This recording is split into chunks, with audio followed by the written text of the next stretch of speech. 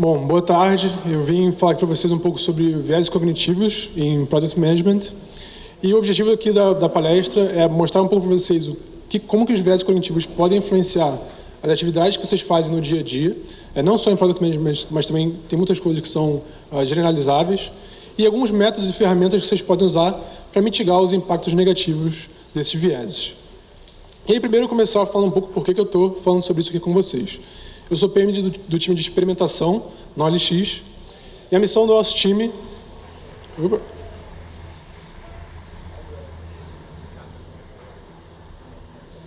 Não está...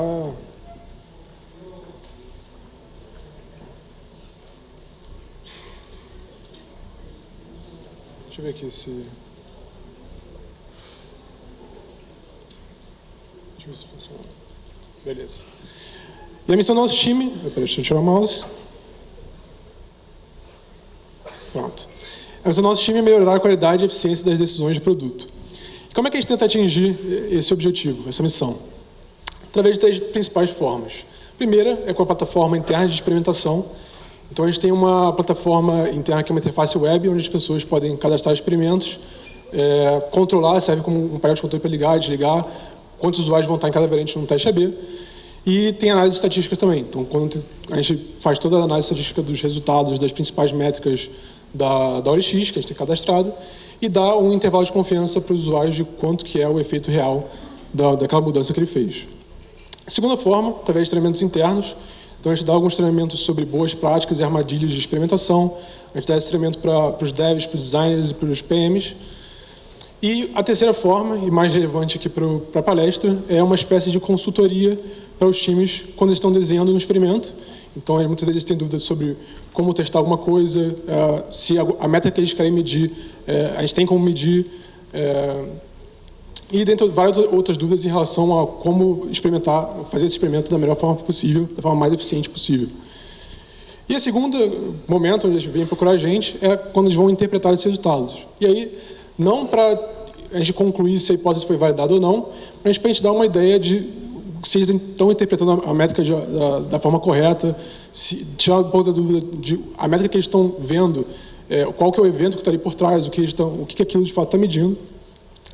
E quando a gente está fazendo esse processo, a gente está numa situação interessante, que a gente tem a possibilidade de observar a tomada de decisão sem ser propriamente um stakeholder daquele projeto, daquela entrega.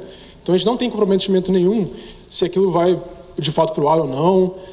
A gente não está preocupado se a hipótese foi, de fato, validada ou não. A gente está preocupado em que a forma que as pessoas estão interpretando os resultados é justificada, está realmente embasada no dado, faz sentido, dados os resultados. E quando a gente está fazendo esse tipo de observação, quando a gente está participando da tomada de decisão dessa forma, a gente acaba detectando algumas vezes algumas frases que são sintomáticas dos vieses cognitivos, dos problemas gerados pelos vieses cognitivos. Então, quem aqui nunca ouviu as seguintes frases? Isso aqui não tem como dar negativo. O cara faz um experimento, faz uma feature e fala assim, cara, isso aqui é garantido, não tem como dar problema. Segundo, que é o oposto, isso aqui é óbvio que vai aumentar. Se mesmo oposto, o cara fala, não, a gente fez um monte de pesquisa, falou com os usuários, validou com a galera, teste, tudo. Pode ter certeza que vai aumentar. E a terceira e última, isso aqui é muito pequeno para dar problema. Então, em geral, quando o cara faz uma alteração pequenininha, ele fala assim, cara, isso aqui não precisa nem testar não, que não vai dar nada. E a gente cansou de ver, às vezes, que isso não se realizou, que isso não aconteceu, teve algum problema. E essa frase resume bem isso. Às vezes, a forma mais fácil de você estar errado é ter certeza que você está certo. Porque quando as pessoas têm essa certeza, quando elas falam que isso aqui vai aumentar, isso aqui não vai ter problema, ela não está preocupada em validar se de fato vai isso que vai acontecer. Ele está dando aquela como garantia. E uma garantia que ele não teria como dar. Ele não tem como garantir que isso vai acontecer. E aí, isso é um pouco... já começando no primeiro viés aqui, é um pouco o efeito desse bias blind spot, o ponto cego de viés. Então, quando a gente está se autoavaliando, é muito mais difícil para a gente ver os viéses sendo cometidos por nós mesmos. É muito mais fácil você ver no outro squad, no outro time, no outro PM, ele cometendo algum erro. Isso causa um certo excesso de confiança, porque você não só não se autoavalia de forma realística, como você avalia os outros, potencialmente vendo os defeitos nos outros, e aí você tem um excesso de confiança. E o que acontece é que você, com isso, tem menor tendência a tentar controlar esses vieses. Afinal, você não vê eles em você mesmo. E aí tem um experimento legal, que está aqui embaixo, que eles fizeram a seguinte pergunta que eu vou fazer para vocês agora. Quem aqui se consideraria mais vezado do que a média das outras pessoas nessa sala? Levanta a mão. É isso que acontece. Então, assim, as pessoas, em geral, não conseguem ver que elas são potencialmente mais vezadas do que as outras pessoas.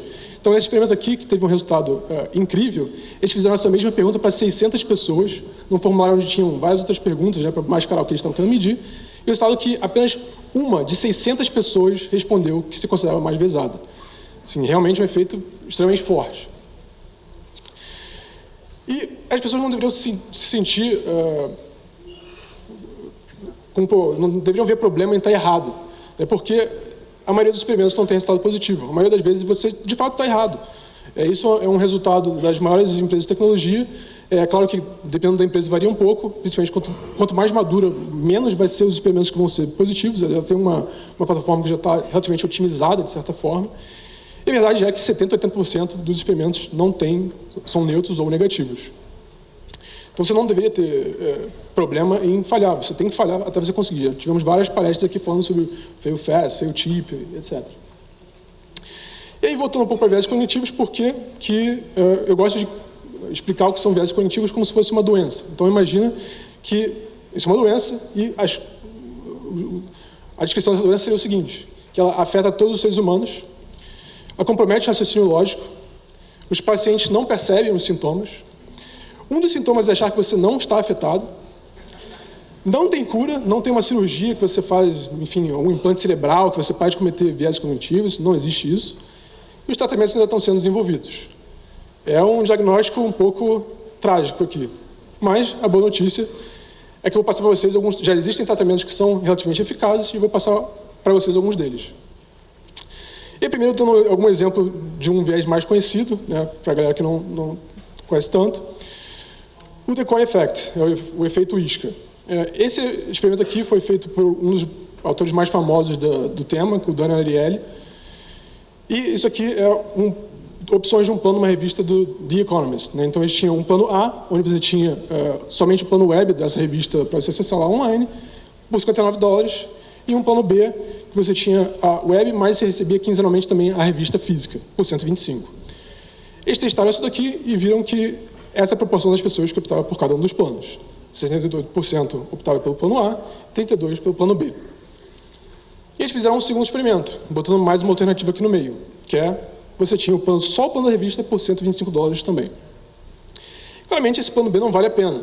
Você tem a mesma coisa que o C, menos a web. O que aconteceu foi que as pessoas mudaram que plano elas escolhiam. Então, ninguém escolhia esse plano ruim, mas o plano mais caro foi de 32% para 84% das pessoas escolhendo. Existem diversas explicações por o que isso aconteceu. Tem a hipótese de que o cara vê... esse plano C, eu vou ter o plano da revista, mais a web de graça, enfim. Mas o fato é que isso não é racional, não faz muito sentido. Se você tinha só essas opções daqui, você deveria optar... Se você optava pela opção B, pela opção A, você não deveria mudar de opinião com esse segundo experimento. E, como esse exemplo, existem vários outros no nosso dia a dia. Então, temos aí o Starbucks com tamanhos gigantescos que você acaba comprando um menor achando que está mais ok, pipoca no cinema, enfim, tem N outros experimentos onde você tem um pouco de decoy effect, um pouco de ancoragem, né, botando valores lá em cima para você pagar mais. E o fato é que isso ocorre e não tem como controlar. Eu gosto de fazer a analogia de que os vieses são como se fosse ilusão de ótica. Então, aqui a ilusão é que parece que as linhas azuis e vermelhas aí no meio estão aumentando e diminuindo, como se fosse uma onda, e isso não é verdade, não está acontecendo nada disso. O que está acontecendo só que as pretinhas que estão como se fosse batendo asa ali. Só que mesmo que você preste atenção em um momento, em alguma pequena linha dali, e você vê que não está mexendo, quando você olha o todo, você vê a onda mexendo, você não tem como controlar, não tem como mudar isso. E o viés é a mesma coisa. Mesmo que você estude exaustivamente o tema, isso não colabora em nada para você não cometer vieses. A forma que a gente tem hoje de controlar isso é usando ferramentas, usando coisas que vão facilitar você a ver que você está cometendo algum viés. Então, quando bota a reta aqui, fica mais fácil ver que as linhas de fato não estão aumentando e diminuindo. E as soluções que eu vou passar para você, as ferramentas, têm análogo a isso daqui. E aí, para exemplificar a história dos vieses em Product Management, eu vou contar uma história fictícia aqui do Guilherme, PM na OLX. O Guilherme tinha como objetivo, como OKR dele, aumentar o número de itens publicados no site. Os itens que a galera queria desapegar, né? Esse OKR dele era avaliado em cima disso, e a solução foi entregar um novo formulário para inserção de anúncios. Ele ia mudar as bibliotecas lá do front-end, reorganizar os campos, dar aquela cara de novo. E ele resolveu medir as seguintes métricas, né? Primeiro, obviamente, o número de itens publicados, o OKR dele. E como ele viu que os campos estavam mais legais, os componentes legais de você mexer, ele falou, vamos medir também quantos campos estão sendo preenchidos. E ele estimou que ele ia entregar isso aqui em 1/4. O que aconteceu foi 2/4 depois, né, já extremamente atrasado, ele tem esse resultado seguinte daqui, né? Teve uma queda nos itens publicados e teve um aumento aí nos campos preenchidos. E a conclusão do Guilherme foi que, na verdade, isso aconteceu porque os usuários estão prestando mais atenção no formulário. Quando eles vão preencher, eles estão tomando mais cuidado. E os anúncios que a gente está perdendo, que ele não está preenchendo, na verdade, são coisas que não iam ser de tão boa qualidade. Então, até que é bom a gente estar perdendo isso. Só que isso aqui, já começando a ver os problemas do exemplo, não é uma conclusão. Isso aqui é um belo de um chute, um voleio. Se eu tivesse que perguntar para vocês, qual das opções aqui vocês acham mais provável de ter reduzido o número de itens publicados? Foi 1, maior fricção para o usuário. 2, teve um defeito no formulário, você tinha algum campo que não estava bem, o cara não conseguia inserir. Ou 3, os usuários de fato estão prestando mais atenção. A ideia é que o Guilherme, essa figura aqui do meio, só o Guilherme acha que os usuários estão prestando mais atenção. E por que isso acontece? Porque nós temos uma tendência incrível, nós temos uma capacidade cerebral incrível de ver padrões onde na verdade não tem. E quando a gente quer ver alguma coisa, a gente vai conseguir ver essa coisa. Então, por exemplo, aqui vocês conseguem ver uma cara e um cavalo. Mas, na verdade, isso aqui é uma torneira de banheira e uma nuvem. O seu cérebro imediatamente vê essas coisas, mesmo que você não consiga controlar isso. Isso a gente fizeram um experimento para mostrar, e o nome disso é apofenia, né? Então, a apofenia é como se fosse um guarda-chuva de vieses, que tem vários vieses embaixo, que são relacionados a você ver padrões onde não existem, e um deles é a pareidolia, né? Que você vê em figuras, coisas que, na verdade, não são ali. E eles fizeram um experimento legal sobre isso também. O experimento é o seguinte, eles mostraram essa imagem aqui para várias pessoas, dentre várias outras, e perguntavam para essas pessoas, você vê algum rosto ou alguma letra nessa imagem? Essa imagem daqui é ruído branco, aquele chuvisco que você vê na TV antiga quando está sem sinal. Extremamente aleatório, não tem nenhum padrão nisso daqui. E o resultado foi que 1/3 das pessoas falam que viam de fato um rosto ou uma letra. E aí vocês podem questionar, poxa, você superinduziu o cara a falar isso, né? Você perguntou, você está vendo uma rosto ou uma letra nisso daqui? Ou alguma galera vai falar sim.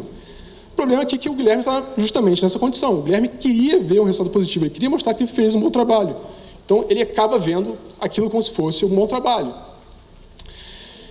Como é que a gente mitiga isso? Como é que a gente evita que a gente vai morfar a nossa hipótese, o nosso objetivo, quando a gente vê algum resultado?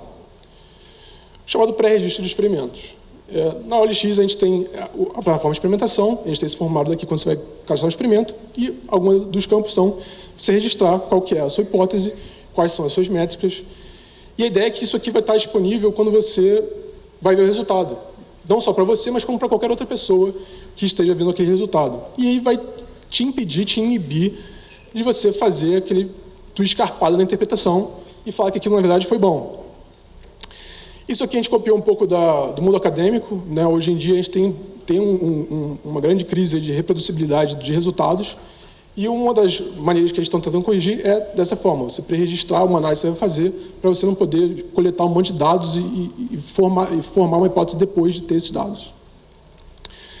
Esse é o primeiro viés da história do Guilherme. O segundo é um pouco relacionado à métrica do experimento. Hoje, mais cedo, o Bernardo deu um belo exemplo de como você avaliar a performance do formulário.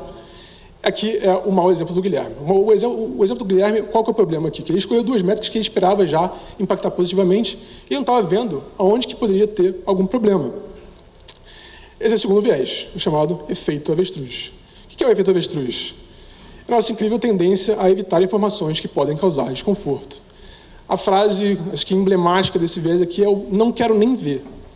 Quando você fala, tipo, nossa, não quero nem ver o que aconteceu com isso aqui, esse aí é o efeito avestruz, ação do poder. Qual que foi o problema do Guilherme? Ele não estava vendo as métricas que mostram os problemas. Ele não estava vendo a taxa de falha do formulário. Se ele estivesse vendo isso, possivelmente ele teria pego o problema. Ele não estava vendo o tempo que levou até preencher o formulário. Dentre essas, várias outras métricas que poderiam deixar mais claro o que aconteceu ali com a mudança. Como é que a gente faz isso na OLX? Tem um exercício legal, que é... Lá na OLX a gente tem métricas restritivas, né? Então a gente tem uma série de métricas que são calculadas para todos os experimentos, onde você consegue ver o impacto de qualquer mudança em qualquer outro funil. Isso nos permite detectar problemas como esse do Guilherme. E esse pré-mortem nada mais é do que o mais conhecido post-mortem. A gente faz bastante na OLX quando tem algum incidente, algum problema. E o post-mortem é você ver esse incidente e tentar buscar quais foram as causas para esse problema. Como é que a gente consegue mitigar que esse problema ocorra de novo, mais para frente? O pré-mortem nada mais é do que você fazer esse mesmo exercício de forma proativa. Você vai pensar antes, putz, que problema que eu posso ter, e já pensar em coisas que vão deixar claro que você tem esse problema, como é que você consegue mitigar esse problema. E um exercício legal aqui, que é o pré-mortem que vocês potencialmente fazem, que é o mais rápido da galáxia, imagina a seguinte situação. Vocês estão aqui na palestra, todo mundo super atento, ninguém vendo o celular, só que quando vocês saem, vocês pegam o celular e vocês veem isso daqui. Um monte de chamada perdida do seu chefe, do seu stakeholder, desesperado atrás de você. Fulaninho, preciso falar com você urgente, cadê você? Deu um problemão aqui. Nessa hora você faz o pré-mortem mais rápido. O seu cérebro começa a varrer todos os espaços de possibilidade de coisas que você esqueceu de falar para ele, que você fez errado, que pode ter dado de errado, que ele se ligou agora. Isso aí, se você fizer isso de forma proativa, esse aí é um belo de um pré-mortem. Então, se você se botar no papel de cada um dos stakeholders do projeto, de cada pessoa envolvida, e ver o que poderia causar essa pessoa a me ligar desesperada atrás de mim, como é que eu posso mitigar isso, como é que eu posso evitar isso, como é que eu posso detectar isso antes que ela venha falar comigo. Esse aqui é uma solução para esse efeito avestruz. E vamos agora para o terceiro problema do Guilherme, da história do Guilherme. O terceiro problema foi que ele estimou que aquele projeto ia durar 1/4 e, na verdade, durou pouco mais do que 2. Por que isso aqui acontece? Essa lei aqui, eu acho que é bem clara, resume bem esse problema, que uma tarefa sempre demora mais do que você estima, mesmo levando em consideração a lei de Hofstadter. É uma lei um pouco inception e autorreferencial, mas eu acho que ela ilustra bastante o nosso dia a dia, que a gente subestima quanto tempo alguma coisa vai levar, e a gente faz isso recorrentemente, a gente faz isso toda hora. Acontece, a gente não consegue estimar bem. Tem diversas formas de você ter uma estimativa melhor. Um dos maiores conselhos é você estimar tarefas menores, quebrar em tarefas menores para estimar. Mas o fato é que você está estimando um monte de tarefas menores e você muitas vezes erra no agregado. Você tem pequenos erros que vão se somando. E uma das formas que quando você vai fazer uma estimativa para você evitar isso, e por que isso primeiro ocorre? O viés nas estimativas tem uma composição de vários efeitos, vários viés associados. O primeiro deles é a externalização da culpa por atrasos. Então, quando você tem um atraso, algum empecilho que apareceu que você não tinha planejado, aquilo foi o universo conspirando contra você. Então, não foi você que estimou mal, não foi você que não pensou naquilo. Você não tinha nem como ter pensado naquilo. E o segundo é a internalização da responsabilidade por sucesso. Então, quando dá certo, aí você foi responsável, aí você mandou bem. Mesmo quando você estimou uma coisa que ia durar 15 dias, você calhou de achar aquela resposta na internet em 30 minutos, resolveu, matou a pau. Mandei bem na estimativa. Na verdade, não, você deu sorte e foi mais rápido do que você esperava. Só esses dois combinados já complicam a forma que você faz o feedback nas suas estimativas, como é que você recalibra as suas estimativas. Mas tem mais. O terceiro é que você presta mais atenção aos cenários otimistas, quando você está vendo uma coisa no futuro. Quando você está projetando, pensando numa solução, você está pensando numa solução, você está pensando naquilo dando certo, funcionou, tudo funcionou. E para você pensar no que pode dar errado, todas as partes que podem dar errado, é esforço adicional. Como todo esforço adicional, muitas vezes você não faz. E o último aqui do slide, mas tem vários outros que não cabem aqui, é a subestimação de durações de tempo no passado. Então, quando você está lembrando com a sua memória quanto tempo você fez, quanto demorou para fazer alguma task no passado, você tende a subestimar. Você lembra só do momento onde você, de fato, conseguiu fazer. Você achou a resposta. Foi rapidinho. Mas você esquece todo momento que você bateu a cabeça, que deu problema. E você acaba subestimando isso. Então, por isso também é importante você se ater aos dados das vezes que você fez anterior. Se você está lembrando uma coisa, vê de fato quanto tempo durou aquilo. E aí, como que é a forma de você mitigar esse problema? Isso aqui é o chamado bootstrap dialético. É um nome um pouco complicado, mas nada mais é do que você simular uma conversa com outra pessoa na sua própria cabeça. Então, digamos que você está fazendo uma estimativa, você faz a primeira estimativa, e aí vem um interlocutor do futuro e fala, você errou. O que será que você não considerou? E aí você faz o exercício, putz, o que será que eu não considerei quando eu fiz essa estimativa? E você pensa no que pode ter acontecido. E a segunda pergunta é, levando isso em consideração, qual é essa nova estimativa? E aí, a sacada do bootstrap dialético, que foi pego de forma empírica, é que você não usa essa segunda estimativa, você usa a média entre as duas. Só ilustrando um pouco aqui como é que isso funciona, então você tem a barra aí da estimativa, o centro, o verde, é a estimativa correta, o tracejado é a sua primeira estimativa, o tracejado branco na segunda linha é a segunda estimativa e o laranjinha é a média. Claro que nem sempre dá certo, isso dá certo na média. Então, se você errar para aquele lado você errou, você vai errar mais ainda. Mas, resultados empíricos mostram que as estimativas tendem a ser 10% melhores quando você faz esse exercício. E o super curioso desse experimento é que eles fizeram o mesmo exercício, só que sem as perguntas. Eles falaram, cara, faz uma primeira estimativa, faz uma segunda estimativa e tira a média sem explicar, tipo, sem falar, você tem que pensar no que você errou, não sei o que, não sei o que lá. E o resultado foi neutro, não melhora em nada. O que melhora é o exercício de você se forçar um pouco a pensar, putz, eu posso estar errado, posso ter errado nisso daqui. Por que isso aconteceu? Como é que eu posso levar isso em consideração agora? E isso daqui, ele está mais ou menos simulando uma conversa com outra pessoa. Isso não substitui você, de fato, conversar com outras pessoas. Então, até o título do paper aqui, que é a sabedoria de muitos em uma mente só. Isso não substitui a sabedoria de muitos. Então, só quando a gente entra, né, nessa colaboração, você fazer uma estimativa, um planejamento em grupo, você entra no campo minado dos vieses em grupo. Imagina aqui agora que, em vez de uma reta, você tem o correto, que é essa bola verde no meio. A primeira pessoa vai fazer um planejamento, vai fazer uma estimativa, vai dar algum pitaco, ela entra com o viés dela. A segunda vai participar disso daqui, ela entra com o viés complementar.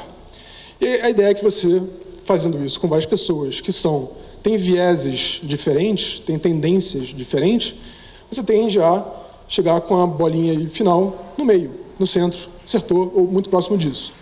Isso acontece se os vieses de fato se cancelam.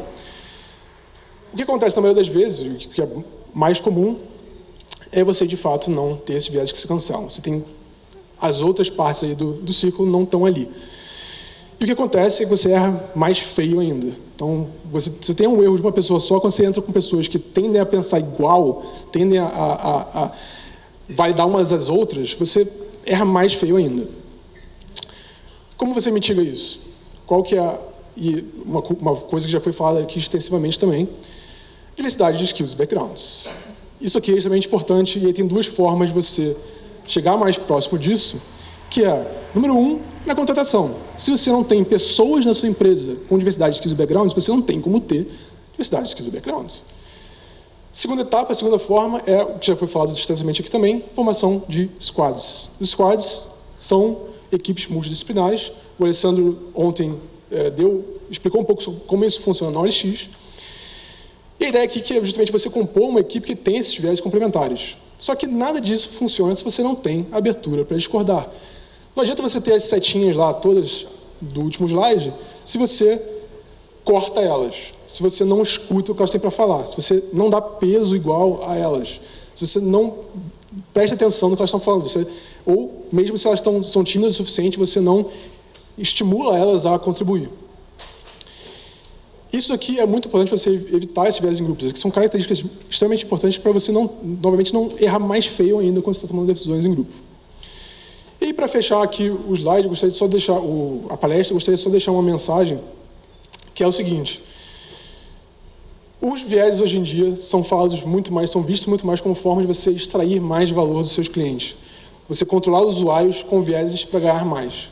A ideia aqui da palestra é vocês perceberem como vocês podem controlar isso internamente e, através de controlar os vieses internamente, ganhar mais usuários de forma mais correta, assim, sem tentar hackear o cérebro do seu usuário.